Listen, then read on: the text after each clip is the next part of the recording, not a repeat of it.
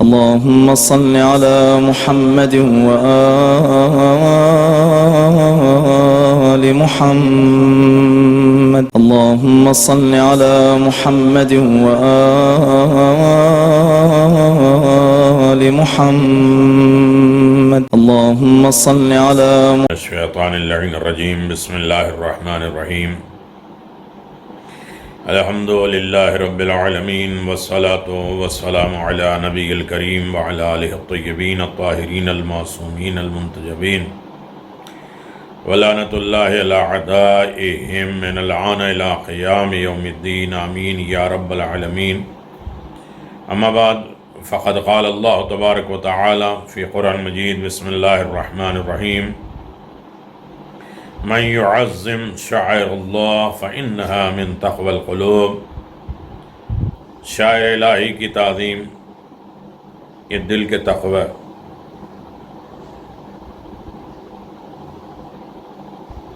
انسان اپنے دل کے ذریعے تمام اعضاء و جوارح کے اوپر حکومت کرتا ہے. دل میں اگر خوف الہی اور تقوی خدا پیدا ہو جائے تو تمام اعضاء و جوارح اس کے مطیع و فرما بردار ہو جاتے ہیں. جنت البقیع کے سلسلے میں اپنی 14 ویڈیو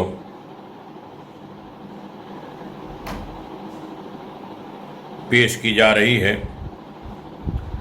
نہ رکنے والے آنسوؤں کا یہ سلسلہ بقی پھر بقی ہے اور بقی رہے گی.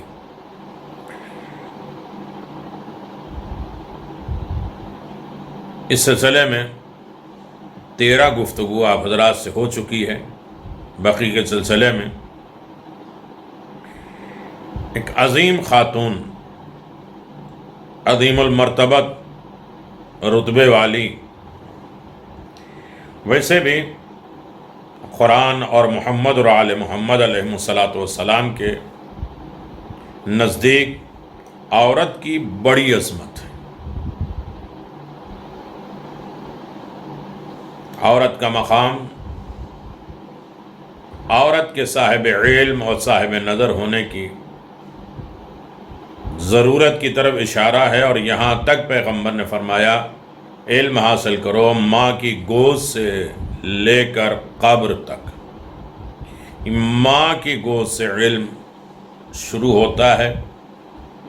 قرآن نے بھی عورتوں کی اہمیت اور اس کے معاشرے میں کارگر ہونے کی ضرورت کو جانا ہے. یعنی تقوی حسن عمل کی منزل میں جہاں کالے گورے جوان بوڑھے برابر ہیں، وہیں اللہ نے عورت اور مرد کا بھی ذکر برابر کے درجے میں دیا ہے.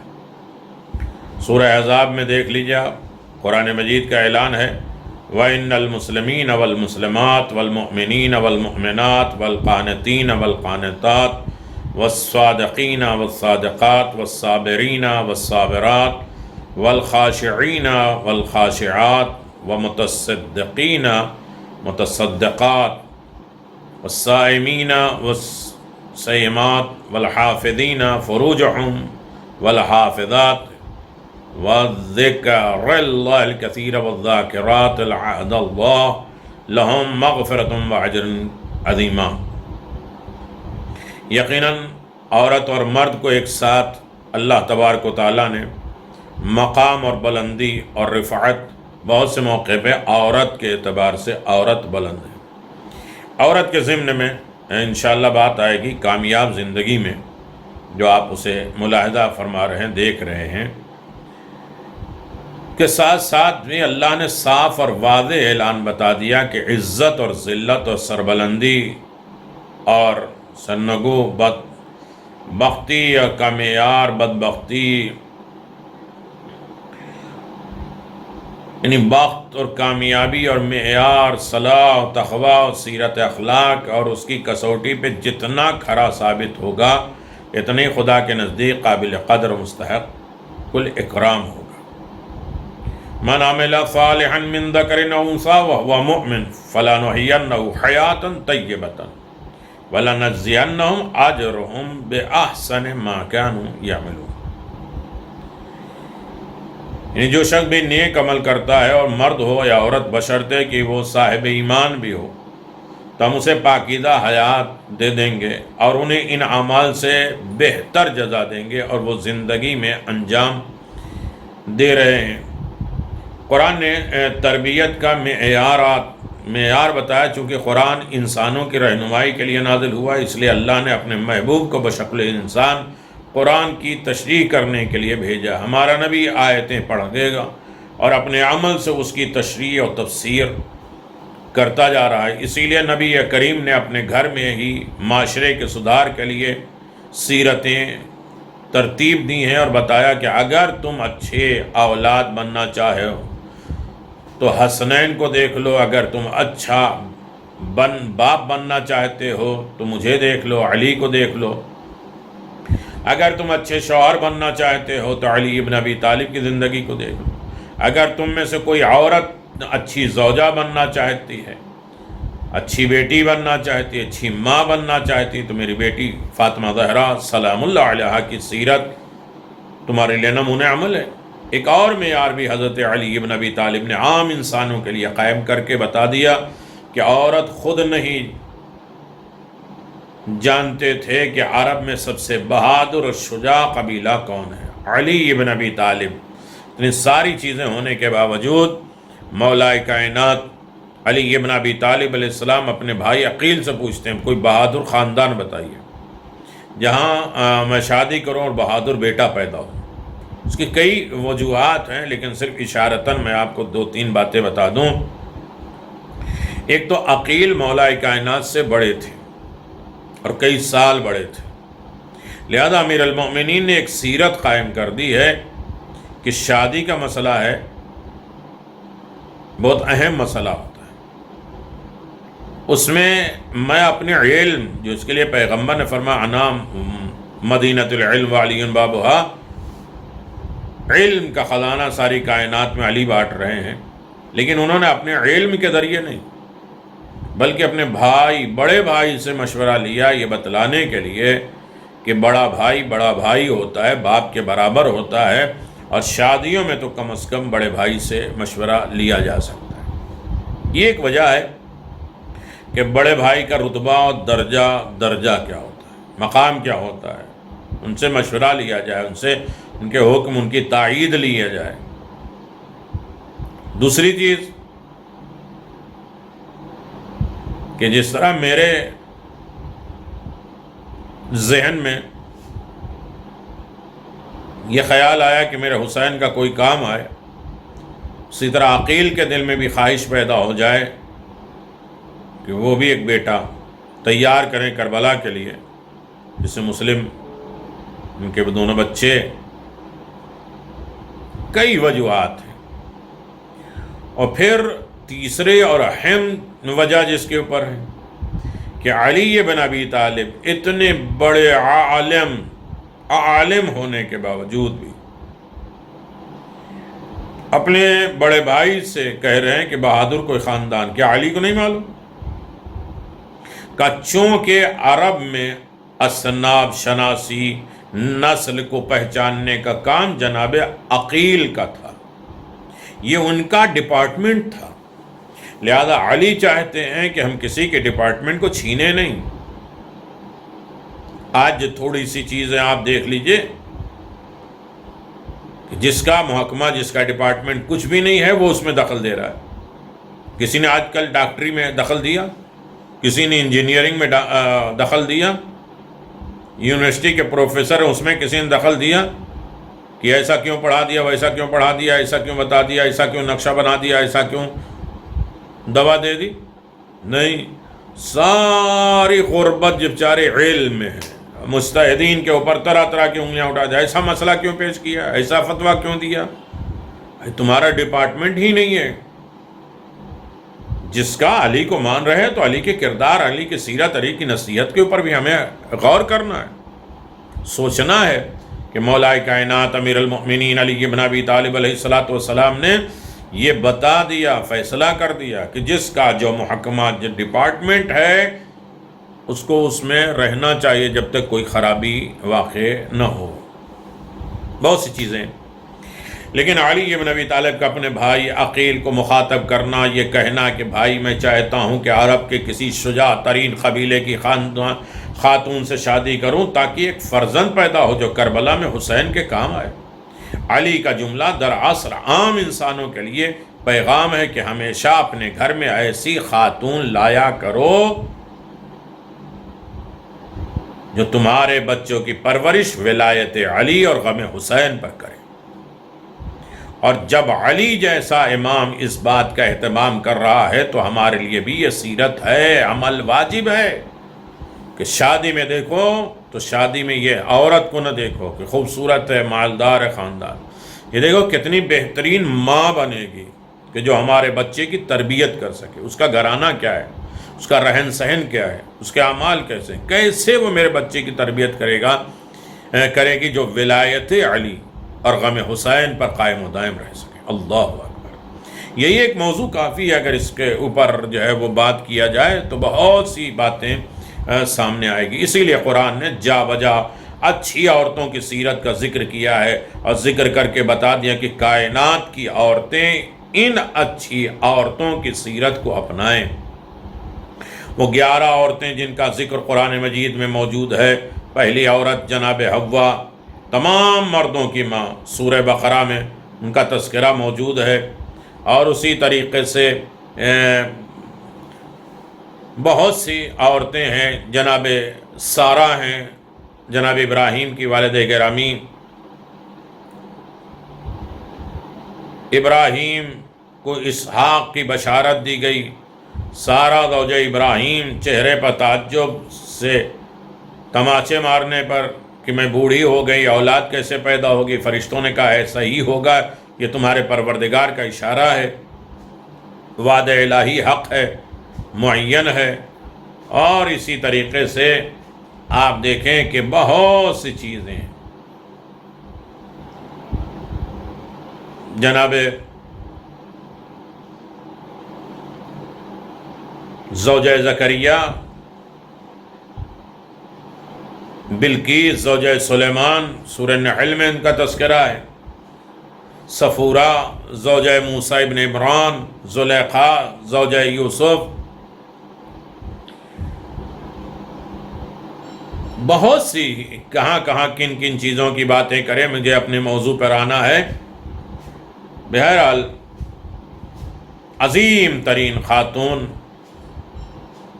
4 عورتیں کی بہترین بہشت مشتاق ہے، جنت مشتاق ہے جن عورتوں کی، اس میں پیغمبر اسلام نے فرمایا کہ جناب مریم ابن عمران، جناب آسیہ زوجہ فرعون، خدیجہ بنت خویلد اور جناب فاطمہ بنت محمد، یہ کیا ہے؟ مریم، خدیجہ، صدیقہ طاہرہ، یہ عظیم شخصیتیں کائنات میں موجود ہیں جن کے بارے میں قرآن بھی کہتا ہے صالح عفیف زوجہ سعادت عظمہ ہے۔ حدیث قدسی میں ہے، اللہ فرماتا ہے اگر میں اپنے بندے کے درمیان دنیا اور آخرت کی بھلائی کو جمع کروں تو میں اس کے دل کو خشوع کرنے والا، زبان کو خدا کی یاد کرنے والا، اور اس کے بدن کو مصیبت برداشت کرنے والا، اور اس کو زوجہ صالح عطا کرنے والا، یہ بھی اللہ کا کرم ہے۔ جب اس کی نظر کرے تو خوش ہو جائے، اور جب بیوی پر نظر پڑے تو خوش ہو جائے، اور صلاحیت کے لحاظ سے عورتوں کی کئی درجے ہیں۔ جب وہ شخص گھر سے باہر جانے لگے تو اس کی جان اور مال کی حفاظت کرے۔ اعلیٰ درجات کی وہ بیویاں ہیں جو عالمہ ہیں، عارفہ ہیں، عفیفہ ہیں۔ یہ سعادت اہل بیت علیہم السلام عصمت و طہارت کو ملی ہے۔ آپ دیکھیں حضرت علی بن ابی طالب کی ازدواجی زندگی، علی بن ابی طالب کی زندگی میں خود خاتون جنت ہیں۔ حیات اور ازدواجی زندگی کی خصوصیت، زندگی کے دیگر ضروریتوں کے متعلق بحث کرنے کی ضرورت ہے۔ خاتون جنت، اللہ اکبر۔ امیر المومنین کی ازواج 11 ہیں، لیکن جب تک خاتون جنت رہیں علی بن ابی طالب نے کوئی دوسری شادی نہیں کی ہے، اور یہی وجہ ہے کہ علی بن ابی طالب کی بیوی آخرت میں بھی جناب سیدہ ہی رہیں گی۔ یہ ایک امتیاز ہے امیر المومنین کا، اور جناب فاطمہ زہرا کا امتیاز ہے۔ حضرت علی بن ابی طالب علیہ السلام کی ازواج طاہرین بڑی لمبی فہرست ہے، میں اس طرف اور نہ جاؤں۔ اولاد امیر المؤمنین کس سے، کون سے بیوی سے کون سے بچے ہیں، یہ یقیناً تاریخ میں موجود ہے اور نام کے ساتھ موجود ہے۔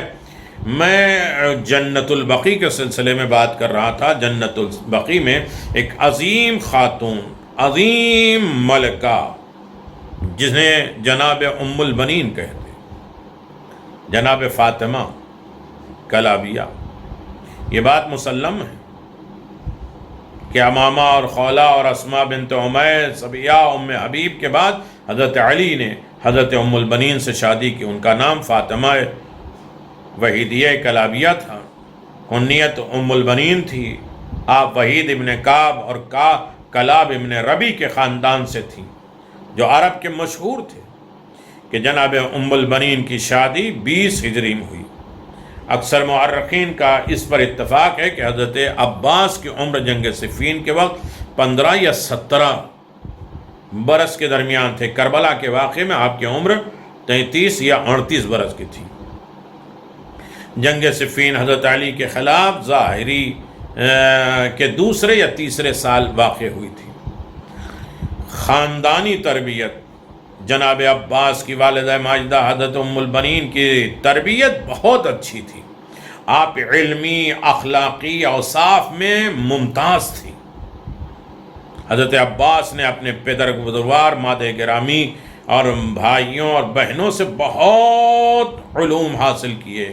باپ بھائی بہنوں کی علمیت کا مقام ازہر من الشمس ہے۔ یہ اس خبر سے پہلے کہ اپنی والدہ ماجدہ بھی وہ دنیا کے عقل مند ترین بزرگ کی رفیع حیات ہیں، علمی، اخلاقی، تربیتی امور میں کافی ملکہ رکھتی ہیں جناب ام البنین۔ اللہ اکبر! جناب ام البنین کے خاندان نسب دیکھیے آپ، نام اور کنیت کی طرف جائیے۔ خود نام کے سلسلے میں بہت زیادہ تفصیلات بیان کی گئی ہے۔ آپ کی کنیت کی شہرت کائنات میں پھیلی ہوئی ہے۔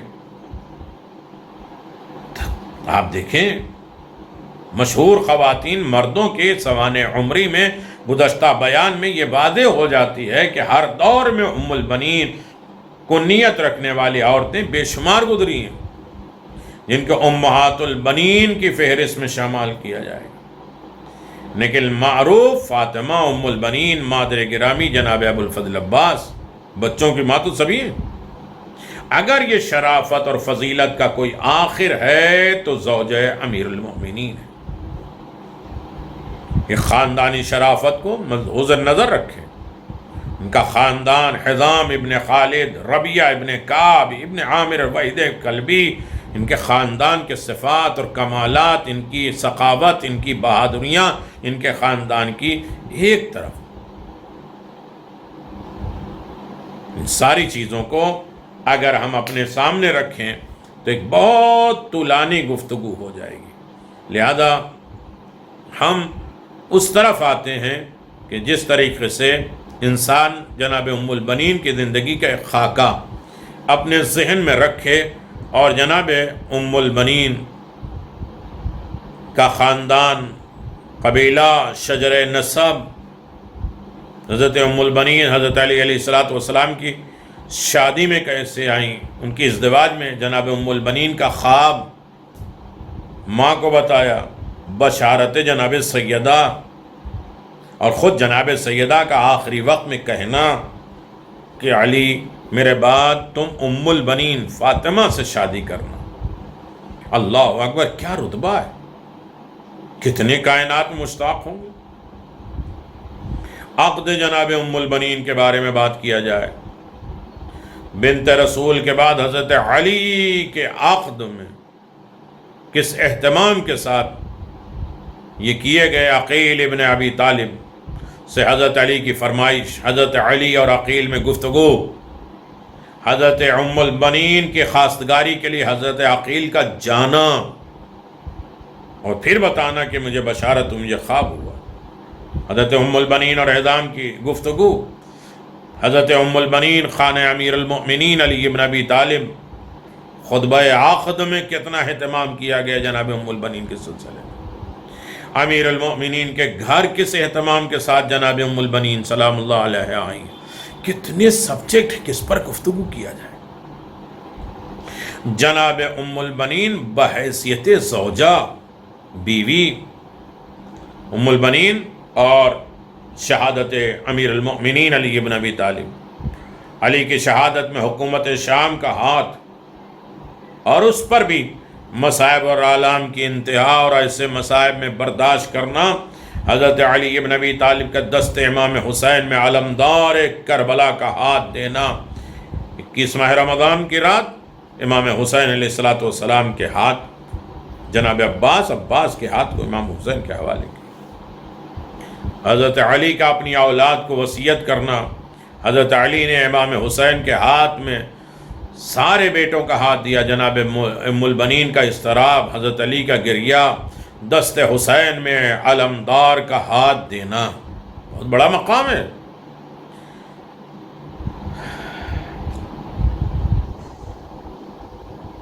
شہادت علی پہ جناب عباس کا گریہ کرنا، کتنی اچھی اطاعت گزار بیوی تھی کہ اطاعت شعار بیٹا کائنات میں ہے۔ یہ اطاعت کس سے سیکھی؟ ماں ام البنین سے جناب عباس نے سیکھی۔ جناب ام البنین بحیثیت ماں، کس طریقے سے ماں جناب ام البنین کی ولادت، جناب عباس کی ولادت عباس پہ حضرت علی اور جناب زینب اور جناب ام البنین کی گفتگو کا اندازہ آپ لگائیں۔ میں نے کہا نا، صرف خاکہ جنت البقیع میں کیا تھیں شخصیتیں جسے اجاڑ دیا گیا، کیوں رو رہے ہیں؟ حضرت عباس، اس نے اخلاق، پاک سیرت، روشن ضمیر، دلکش شمائل تھے کمالات میں جناب عباس۔ یہ کس نے تربیت دی؟ جناب ام البنین۔ حضرت عباس اپنی والد ماجدہ کی نظر میں خود جناب ام البنین جناب عباس کے لیے کیا کہتی ہیں، جو فخر کرتی ہیں۔ حضرت عباس کے گلے میں جو تعویذ ڈالی تھی، حضرت عباس اپنے بھائی کی نظر میں جناب ام البنین کا صبر اور استقلال کمال کا ہے۔ صاحب اختیار مولا کی بیوی، مال دولت سے بھری ہوئی ہے بیوی، بہادر خاندان کی بیٹی، بہترین نسب اور شجرے کی مالک جناب ام البنین، لیکن مصائب اور آلام، دشواریاں، اسے کہ صبر، اور صبر میں استحکام، مضبوطی، ڈاما ڈول نہیں۔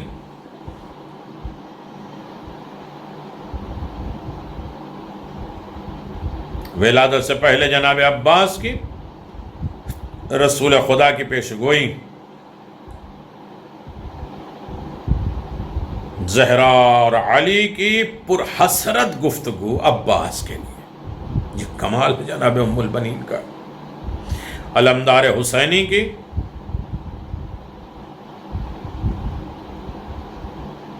چھوٹے بچپنے میں جناب ام البنین کا خواب، حضرت عباس کی تاریخ ولادت، حضرت علی کی پیشانی سجدہ خالق میں جانا، عباس کی ولادت کی کیا تحفہ دیا ہے جناب ام البنین نے کائنات کو، دین کو، مذہب کو، حسینیوں کو۔ اللہ اکبر۔ حضرت عباس کی نظر چہرے امام حسین پر پڑنا، زبان امام حسین کا دہنے جناب عباس میں دینا، حضرت عباس مسجد میں ہیں، علی ابن ابی طالب کو لانا، حضرت عباس کی شہادت کی خبر، ام البنین کا گریہ، حضرت عباس کی رسم عقیقہ اور آپ کا نام رکھنا، حضرت عباس کا اسم گرامی اور لغات سے بھرے ہوئے ہیں۔ خود جناب عباس کی شخصیت سے جناب ام البنین کو پہچان لیں، جناب ام البنین کے ذریعے جناب عباس کی شخصیت کو جانے اور پہچانے۔ حضرت عباس کا بچپنا، امام حسین کی خدمت، حضرت ام البنین سے امام حسین کی گفتگو۔ شجاعت عباس یہ صفات ہے جناب ام البنین کی، صفتیں، خوبیاں ماں کی طرف سے آتی ہے اولاد میں۔ شجاعت جناب عباس، باپ کے زمانے میں شجاعت۔ صفین کا ایک واقعہ اگر اندازہ لگائیں کہ باپ سمجھے جا رہے تھے، لشکر بھاگے جا رہے تھے، 13 سال کی عمر میں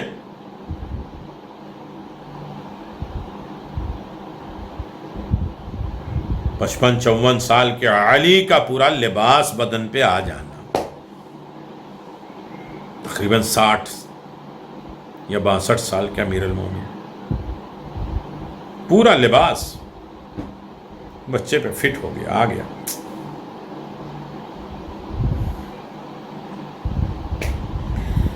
اللہ اکبر۔ شجاعت جناب عباس پر ام البنین کی نظر۔ جناب ام البنین کے 4 شجاع بیٹے تھے۔ جناب عباس کے بھائی کی پیدائش عبداللہ کی وجہ تسمیہ، عمران کی وجہ جعفری کیوں ہے، کربلا میں امام جناب ام البنین کے بیٹوں کا قربان ہونا، حضرت ام البنین کے دوسرے فرزند عبداللہ ابن علی میدان جنگ کی طرف راوی جان بازی، حضرت عبداللہ ابن علی کی شہادت، جناب ام البنین کے تیسرے فرزند عمران ابن علی۔ بہت سی چیزیں ہیں۔ جناب ام البنین کے چوتھے فرزند جعفر ابن علی، آپ کے میدان کی طرف رخصت جناب عباس کا، جناب جعفر کی شہادت، جناب جعفر اور امام علی اور حجت کو سلام کرنا۔ اللہ اکبر۔ ایسے ہی نہیں، کیا تربیت دی ہے جناب ام البنین۔ حضرت ام البنین اور اولاد فاطمہ زہرا کی محبت، مدینے سے امام حسین کا سفر، اور جناب ام البنین کا اضطراب، بے چینی، پریشانیاں۔ 28 رجب کو اولاد کو وصیت، عباس سب سے بڑے بیٹے، جناب عباس ام البنین کے دوسرے فرزند،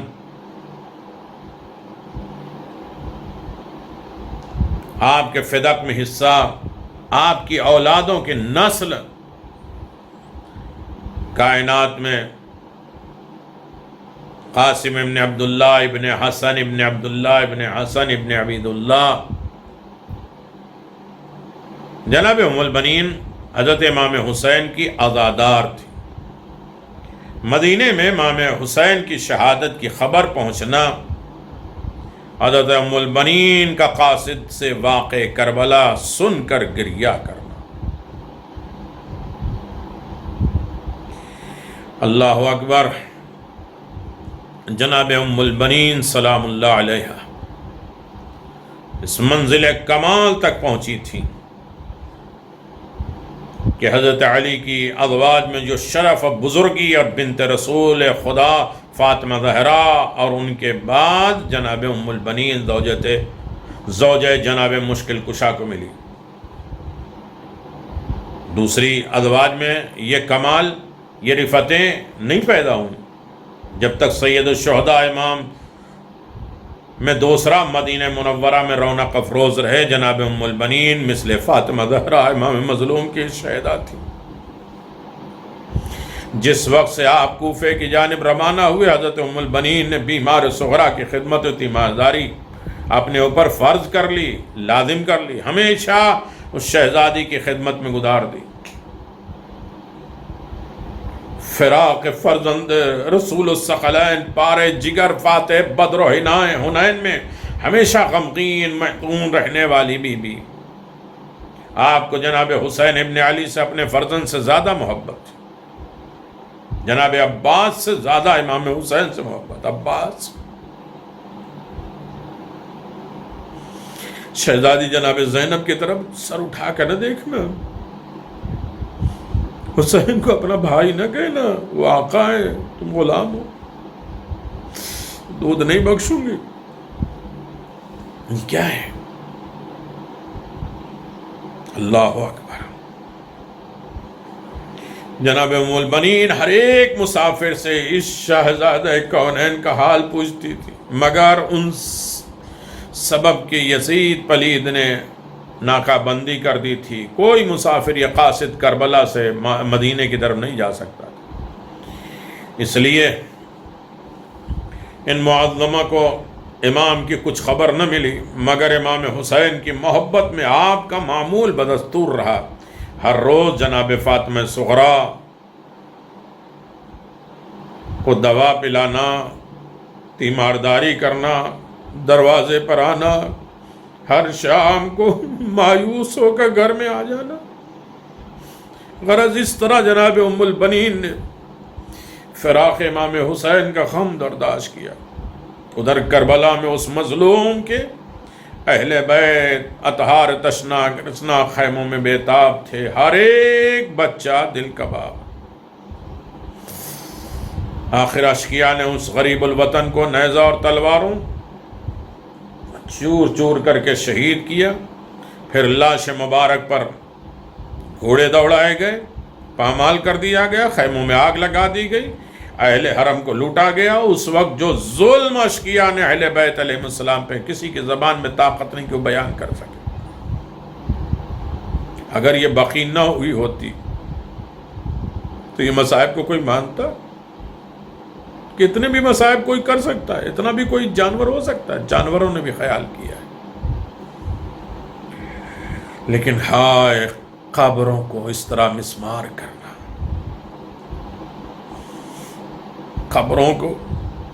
قبروں پر بلڈوزر چلا دینا، آخر کیا غم تھا؟ اسی بقی میں جناب ام البنین آ کے رویا کرتی تھی، اپنے چاروں بیٹوں کی قبر کے نشان بناتی تھی۔ عباس، جعفر، عمران، عبداللہ، میں تم پر نہیں روں گی، اس لیے کہ تم پر رونے والی تمہاری ماں زندہ ہے، میں اس پر گریا کروں گا جس کی ماں زندہ۔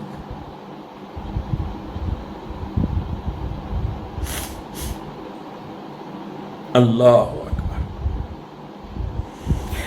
اسی بقی میں اتنا روتی تھی کہ ظالم اور قاتل بھی حیران پریشان ہو گئے تھے، ان کے رونے سے دور و دیواروں کے رونے کی آوازیں آتی، نظام کائنات رک جاتا تھا۔ اللہ اکبر۔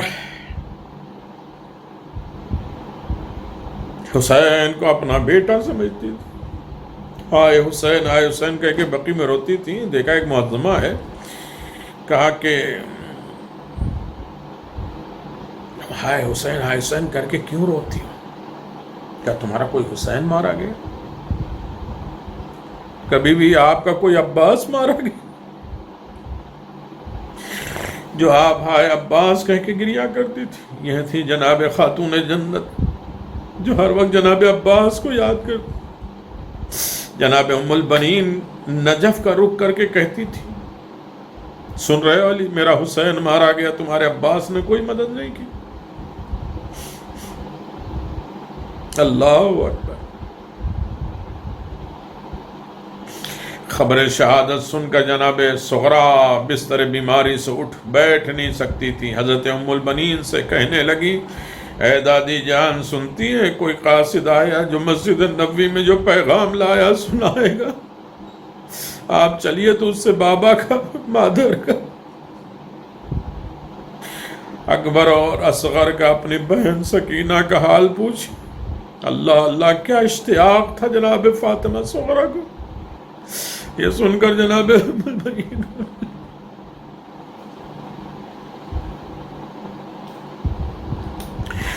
ام البنین، اللہ اکبر۔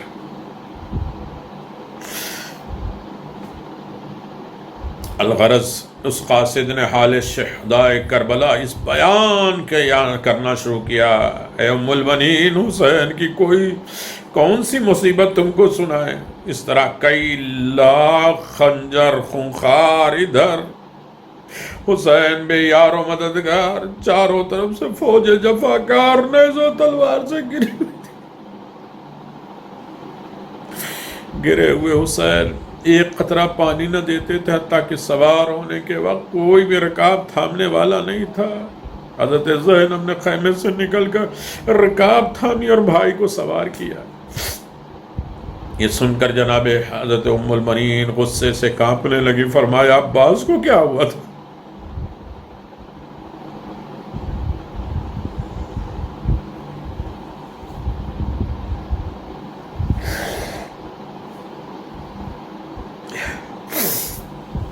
جناب ام المؤمنین کہنے لگی میرے عباس کو کیا ہوا تھا؟ رکاب تھامنے کے لیے آر تھا، وہ تو ہمیشہ نالین حسین کی اٹھاتے تھے، حسین کی جوتی صحیح کر دیتے۔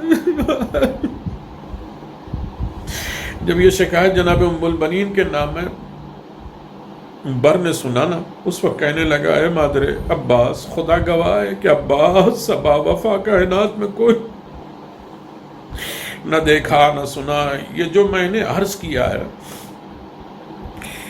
حال دوپہر تھا، بوقت صبح جب امام حسین سوار ہونے لگے، بھانجے بھتیجے انصار ماں عباس علمدار جلوس میں موجود تھے۔ عباس جرار نے رکاب تھامی تھی، حضرت کو سوار کیا تھا، قاسم سے مبارک پہ امام کا رومال اٹھائے ہوئے تھے، اکبر جرار عنان کو تھامے ہوئے تھے، مگر یہ حال تو دوپہر کے بعد ہوا۔ میں نے عرض کیا اس وقت اس جرار میں سے کون سی باقی رہی؟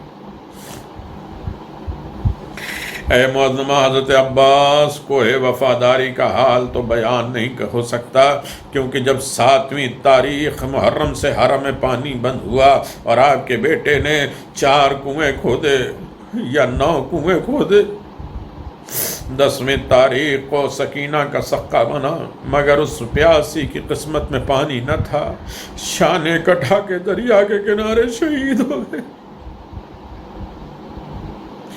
ہر چند شمر نے عباس کو اپنی فوج کا سپہ سالار بنانے کا پیغام دیا، مگر اس وفادار نے حسین کے کفش برداری کو ترک نہیں کیا۔ یہ سن کر جناب ام المؤمنین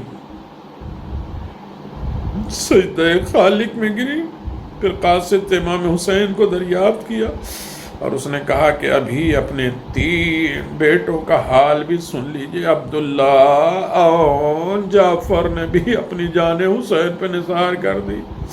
یہ سن کر آپ نے قاصد سے عتاب لہجے میں غصے کے عالم میں کہا کہ میں حسین کے لیے پوچھ رہی ہوں۔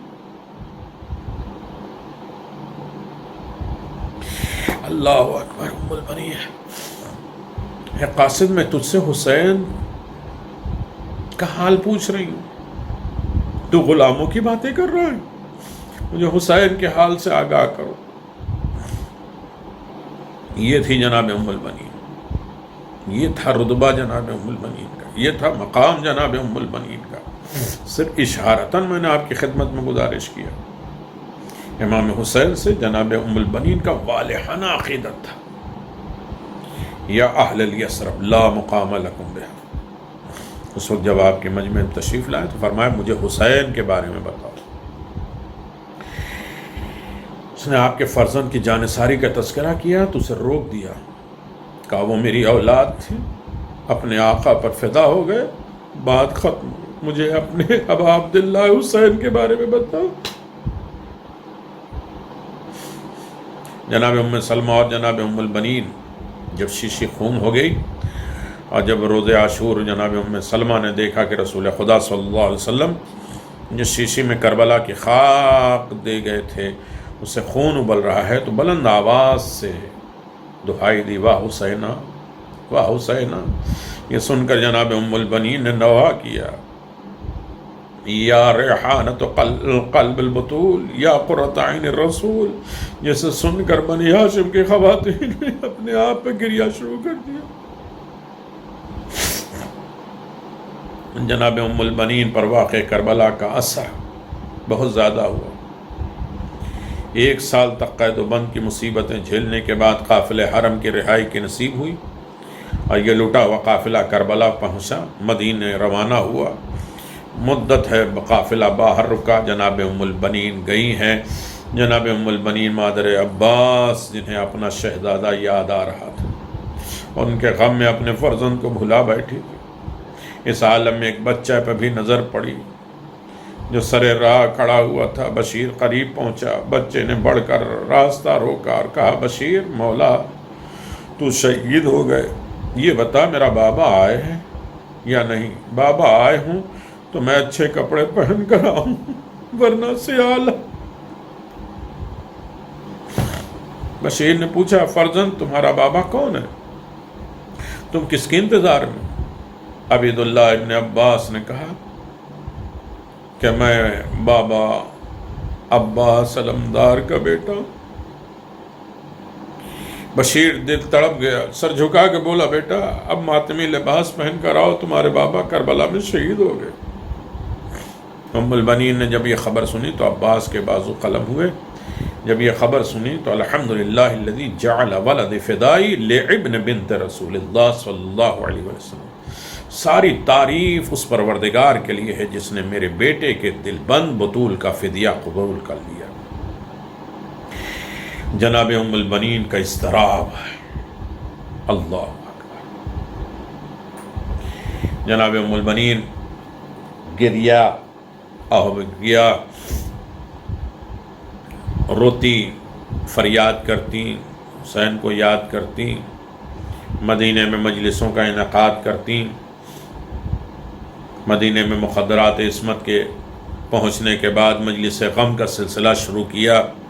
سب سے پہلی مجلس جناب ام البنین جناب ابو الفضل عباس کے گھر منعقد ہوئی، دوسری مجلس جناب فاطمہ صغرا کے گھر منعقد ہوئی، تیسری مجلس امام حسن کے گھر، پھر محمد حنفیہ کے گھر مجلس ہوئی، پھر روضہ رسول پر مجلس منعقد ہوئی۔ وہاں جو نوحہ پڑھا گیا الا یا رسول اللہ یا خیر مرسل حسین مقتول و نسائد ضاع، اے پیغمبر اسلام، اے اللہ کے رسول، آپ کا حسین کربلا میں قتل کر دیا گیا، آپ کی نسل کے اوپر ظلم کیا گیا۔ پیغمبر اسلام کے روضے پر نوحہ ماتم کرنے کے بعد سارا مجمع فاطمہ اور امام حسن کے روضے انور پہ آیا اور قیام خیز ماتم، قیامت خیز نوحار ماتم ہوا۔ علی نوحکم وضیح بالبکاء علی ست شہداء۔ جناب ام البنین اور حسین ابن علی کی مجلس حضرت زینب سلام اللہ علیہا اور جناب ام البنین کا خاص احترام کرتی تھیں، جیسے کہ شہید اول بھی لکھتے ہیں کہ حضرت ام البنین کی عظمت اور شخصیت کی وجہ سے جناب زینب سلام اللہ علیہا کربلا سے مدینہ آئیں، حضرت ام البنین کے پاس پرسے کے لیے تشریف لے گئیں اور حسین کے عزاداروں کے ان کے گھر پہ برپا ہوئی تھی۔ اس عزاداری میں بنی ہاشم کی خواتین جمع ہو کر حسین ابن علی کے مظلوم خاندان میں گریا کرتیں۔ مجلس پڑھنے والوں میں کبھی ام سلمہ ہوتی جو اس وقت اس طرح بیان کرتی تھی کہ خدا ظالموں کی قبروں کو اپنے غضب کے آگ سے جل، خدا ان پر لعنت بھیج، انہیں خار و ذلیل کر، انہیں ہلاک کر جنہوں نے اہل بیت کو قتل کیا۔ ام لقمان بنت عقیل ابن ابی طالب بھی مرثیہ پڑھتی ہیں، اللہ اکبر، جناب ام البنین کو تسلی دیتی اور ان کے اولاد کی شجاعت کے قصے سناتی، کیسے انہوں نے میدان مقابلہ کیا۔ جب حضرت عباس نے دیکھا کہ سب شہید ہو رہے تو اپنے بھائیوں سے کہا مولا کی حمایت میں جان نثار کر دو۔ یہ سن کر عبداللہ آگے بڑھے، میں دلیر اور جود و کرم کرنے والے کا فرزند ہوں، وہ علی ہے جو برتر اور نیک کردار ہے۔ پھر جعفر نے رجز پڑھ کر دشمن کا مقابلہ کیا، اس کے بعد عمران نے کیا۔ جناب زینب اور ام کلثوم کے گھر عید کے پر جانا، اللہ اکبر۔ 10 ہجری نزول آیت تطہیر کے وقت اہل بیت کے گھر آنے میں کل اتنے افراد بس ایک چادر میں جمع ہو گئے۔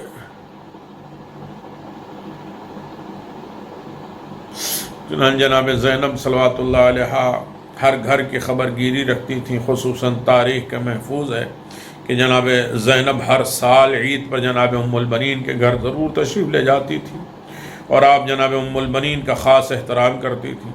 جناب ام البنین کے 4 بیٹے عباس، عبداللہ، جعفر اور عمران، حضرت ام البنین کے چاند ستارے 60 ہجری میں شہید ہو گئے اور ان کا پرسہ دینے کے لیے جناب زینب ہر عید میں ان کے پاس گئی ہیں اور چاروں بیٹے کا پرسہ دیا ہے. تو ہزادارو شیر دل بھائی کو دیکھ کر کتنا خوش ہوتی تھی میں. یہ ہمارے پردے کے محافظ ہیں، یہ ہمارے دلوں کی قوت ہے، یہ ہمارے ارادوں کے استحکام ہے، یہی ہمارا عزم اور حوصلہ ہے، یہی ہمارا فخر ہے، یہی ہماری قوت ہے. جب جناب زینب ام البنین کی یہ داخل ہوتی تھیں تو خود جناب ام البنین اور ان کی اولاد جو جناب زینب کے استقبال و احترام کے لیے کھڑی ہو جاتی تھی، نہایت عزت و تکریم کے ساتھ بٹھاتی تھی. ہاں جب ان کو کہا جاتا تھا کہ عباس کا پرسہ لے لو تو عزاداروں وہ کہتی تھی کہ میں نے علم سجا کے رکھا ہے. ام البنین اٹھی، عباس کے بیٹے علمدار کے بیٹے عبید اللہ کو بلا کر سینے سے لگایا، کہا میرے لال تم نے اپنے بابا کا وفا کا ذکر سنا جو جناب زینب نے بیان کیا؟ تو اب میں تم کو بھی وہی وصیت کرتی ہوں جو میں نے عباس کی تھی. اے عبید اللہ، اب فاطمہ زہرا کے گھر کی ایک نشانی بچی ہے. جس طرح عباس نے تادم آخر حسین کی حفاظت کی، تم بھی جب تک زندہ رہنا حسین کے لال سید سجاد کی حفاظت کرنا. دن کی دھوپ، رات کی اوس، امام حسین کی شہادت کے بعد 5 بیویاں سائے میں نہیں بیٹھیں. حضرت زینب، جناب ام البنین، جناب ام فروہ، ام لیلہ، جناب ام رباب، دھوپ، دن کی دھوپ، رات کی اوس میں بیٹھی رہی. یہ خواتین بیٹھ کے گریہ کرتی رہیں یہاں تک کہ ان کی وفات ہو گئی. جناب ام البنین کا مقام و رتبہ، خود جناب ام البنین کس طریقے سے آہ و گریہ کرتی تھیں، فریاد کرتی تھیں، اس میں آج آخری بات جناب ام البنین جنت البقیع میں جب کربلا کے سنگین واقعہ عالم وقوع میں آ چکا اور ان کی خبر جناب ام البنین مادر گرامی حضرت عباس علمدار کو پہنچی تو آپ نے اسی دن سے بقیع پر آ کر فلک شگاف نعرے شروع کر دیے. آپ کی آواز میں وہ درد تھا کہ جو در و دیوار گریہ کن نظر آنے لگی. کیا دوست، کیا دشمن، سب رو پڑے. سب کو جانے دیجئے مروان شقی ملعون، جو شقاوت دلی اور قساوت قلبی میں اپنی نظیر آپ تھا، وہ بھی آپ کے درد بھرے کلمات، درد آہن لہجے سن کر رو پڑا. اللہ اکبر. جناب ام البنین حضرت عباس کے بیٹے عبید اللہ کو لے کر روزانہ بقیع جا کر مرثیہ کی حیثیت سے اس میں بے تابی سے گریہ کرتی تھیں اور تمام اہل مدینہ کو سننے کے لیے جمع کرتی تھیں. اور پناہ گریہ یہاں تک کہ مروان ابن حکم کو بھی درد نوحے سے سن کر رونا پڑا. سچ ہے ماں کا دل نہایت ہی نرم اور نازک ہوا کرتا تھا. جناب ام البنین جس قدر بھی گیا کرتی تھی کم تھا. ایک تو حسین کی مصیبت، دوسرے اپنے 4 بیٹوں کا درد شہادت لے کر، اور اس کے بعد مرثیہ پڑھنے کے بعد مجلس ختم ہوتی تھی اور لوگ جانے لگتے تھے تو آپ ستو نیاز اور تحفے میں تبرک بانٹا کرتی تھی. یہی وجہ ہے کہ جب بقیع میں جناب ام البنین کا مرثیہ پڑھا کرتی اور مروان جیسا دشمن بھی آنسو بہانے پر آمادہ ہو گیا اور جناب ام البنین کا مرثیہ مشہور ہے. کئی مرثیے ہیں جناب ام البنین کے، لیکن اس طریقے سے جناب ام البنین سلام اللہ علیہا مرثیہ پڑھتی تھیں. وفات کا سن و تاریخ 13 جمادی الثانی، جمعہ کا دن 64 ہجری اس دنیا سے رخصت ہوئیں. حادثہ کربلا کے بعد 3 سال 5 مہینہ 3 دن زندہ رہیں. لیکن مشہور خواتین جو عالم اسلام میں گزر چکی ہیں ان میں اکثر کی تاریخ ولادت اور وفات کتابوں میں درج نہیں ہے. جناب ام البنین سلام اللہ علیہ جناب زین العابدین کی زیارت سے مشرف ہوئی اور اس دن کی تاریخ 13 جمادی الثانی تھا. اتنے میں فضل ابن عباس امیر المومنین داخل ہوئے. وہو باقین حضن یقول لقد معت جدتی ام البنین. فضل غمگین حالت میں رو رہے تھے اور عرض کر رہے تھے کہ میری جدہ ام البنین اس دنیا سے رخصت ہو گئی. اللہ اکبر. بہت سی ان کی فضیلتیں اور اسی طریقے سے اس موقع پر اور زیادہ روایتیں موجود ہیں.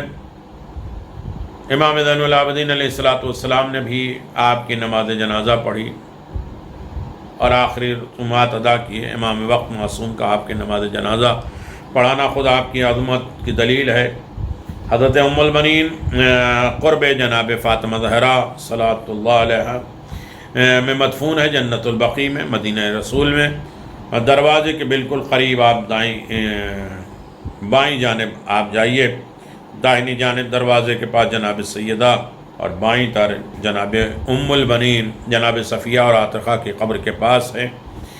مومنین جب یار و مددگار ضرور زیارت پڑھیں، باب ام البنین، زیارت قبر حسین اور جناب ام البنین، امام حسین علیہ السلام کی زیارت، اور اس کے بعد ایک جناب عباس کے حرم میں روضے میں ایک دروازہ ہے جسے باب ام البنین بطور یادگار قائم کیا کہ یہ دروازہ حضرت عباس کی اصلی قبر کی تہ تک لے کے جاتا ہے۔